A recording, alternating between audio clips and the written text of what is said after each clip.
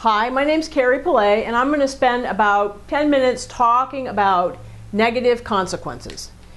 In the world of keeping our children fitting into the family, doing the things that we want them to do, we positively motivate them to do that, and I have another little video that talks about how to do that. Sometimes, though, they're doing things we don't want them to do. And so we have to have some ideas for how we can correct them. When I was growing up, this was called punishment. It doesn't sound very nice, does it? I don't have good thoughts about what that was about either, honestly. I was thinking about this week, and I reflect back to being raised, and I know that my parents had some punishments that they implemented in ways that really were good. Those don't tend to be the ones that we remember, though, are they? The punishments that we remember have to do with the uncomfortableness that occurred when they happened. And a lot of times when we look back, we think maybe they were excessive, and we use terms like they beat me with a belt, or I got spanked, or I was grounded for life. That's another one that was very popular when I was growing up. They took everything away, and I was never going to have the ability to get it back. Okay? Those are the things I too connect with the word punishment. Okay? Not good memories in my mind. Was I out of line? I look back at what I was doing, and yeah, I'll tell you I was out of line. And I look back at what how my parents applied punishment and think, my God, they must have been at their wits' end. They got to the bottom of the barrel doing that one. As we now have children, though, we are now in the place where we have to correct behaviors that aren't good, that aren't fitting in, that are not going to allow them to be prosperous in life. Okay? And times have changed. We cannot beat children anymore. Okay? We cannot leave marks. The good news about that is, though, there are other ways to correct behavior without striking a child. There are other ways to do that. And sometimes we haven't thought about them because we never saw it, maybe. Grounding didn't work. Think about how you were punished. And when it was those kinds of things I was talking about, did they have the effect your parents were looking for?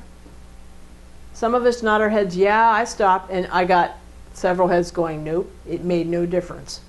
So think about that. If it didn't make a difference for you doing that, and that's what you saw or know, do you really think it's going to make a difference with your kids? And you should shake your head the same way, because it's probably not going to work any better for them than it did for you. Okay? So I want to give you some ideas about this idea of negative consequences.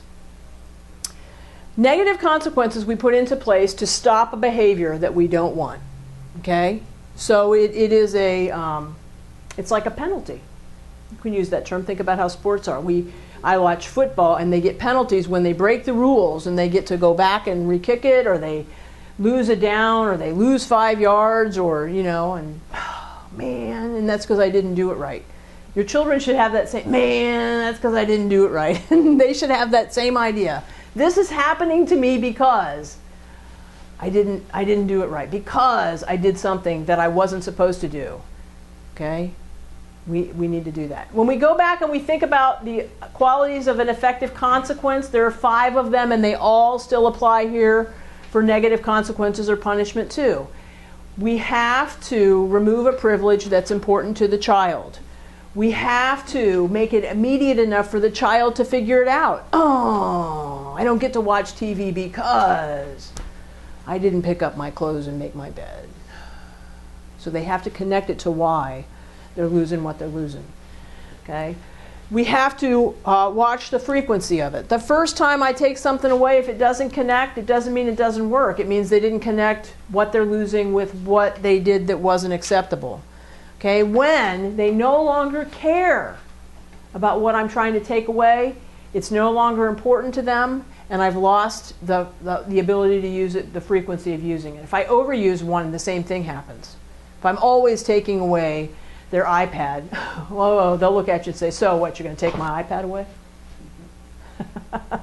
I'm overusing that one. I better find something else on my list of things that I can use for them.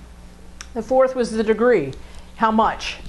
How much is the penalty going to be for the behavior that they did, for what they did that wasn't good? And then the final one is the contingency. Am I going to allow them to earn it back? Grandma's rule. I'll do this for you if you do this for me. So there's that give and take. And that applies to negative consequences too. Okay? So those qualities of an effective consequence still apply to negative consequences or punishment. So when we look at the types of negative consequences or punishments out there, there are two ways that we can implement these. Okay? One of them is going to be a permanent punishment. A permanent punishment. And the other one is going to be conditional. Okay? A permanent punishment is a penalty that I put into place that I cannot take back. Okay? So I have some examples of those. If I ground you for the rest of the day, I can't take that back tomorrow, can I? You are grounded for the day. If you can't watch TV, for 2 days and the 2 days go by and you haven't watched TV, that's permanent. I can't roll back time. I can't change what has happened back here. That is a permanent consequence. Okay? If I take a toy away. Okay, I have had parents that say when they don't pick up their toys, I put it all into a trash can and I put it out in the trash. That's a permanent consequence if I actually put it out into the trash and the garbage man takes it, isn't it? Look at the eyes. What? Yeah, that's permanent because I can't get it back. Okay? And I wouldn't say this is an appropriate one, if my child breaks their brother's toy and I pick up their favorite toy and break their toy, that's permanent, isn't it? Is it appropriate? We're going to talk about that on a different section.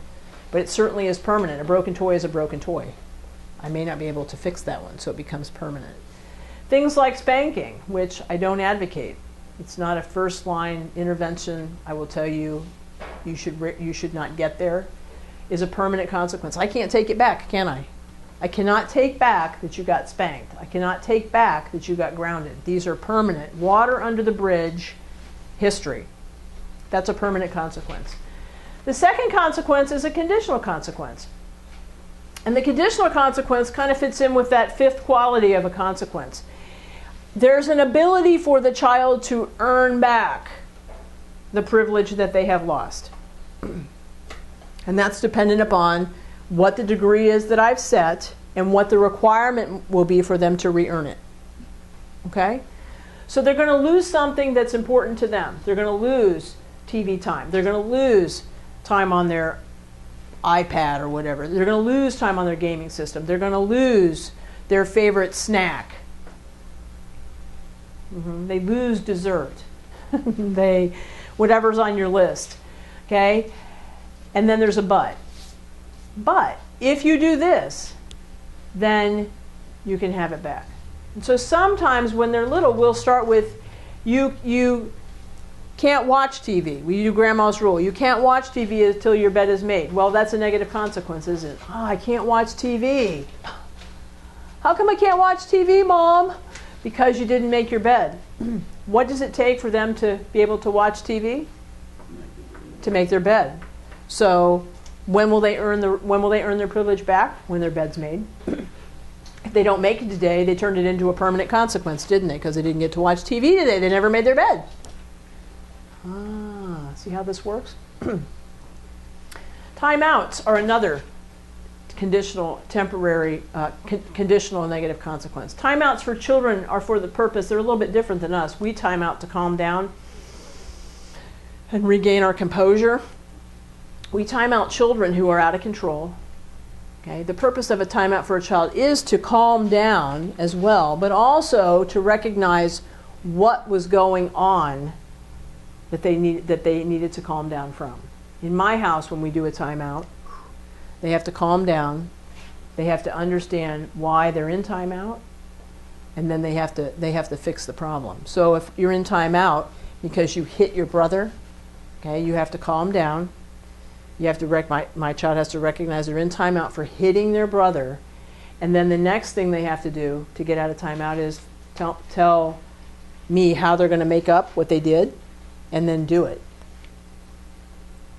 And then do it. Oh, I have to apologize to my brother for hitting them. Okay. And if it's the first time, that might be sufficient, right? And if it's the 12th time, there's probably something else there they have to do too, because this is a pattern. It's a behavior that's ongoing that hasn't been corrected yet. Okay? If we take something away, like if we ground our child, okay? We have to be careful about grounding because there again, we kind of get big there, especially when they're older. You're grounded for a week.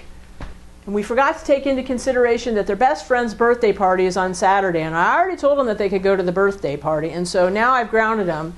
And what am I going to do about this? I got mouths hanging open now. Holy crap. Did she like follow me around this week? Yeah, sometimes we don't think it the whole way through before we implement something. And so there I'm probably going to put some condition back on, right? You can go to the birthday party on Saturday if. I have to be prepared to cancel the birthday party though, don't I? Yeah, I do. You're going to be grounded for 3 days, the rest of the week.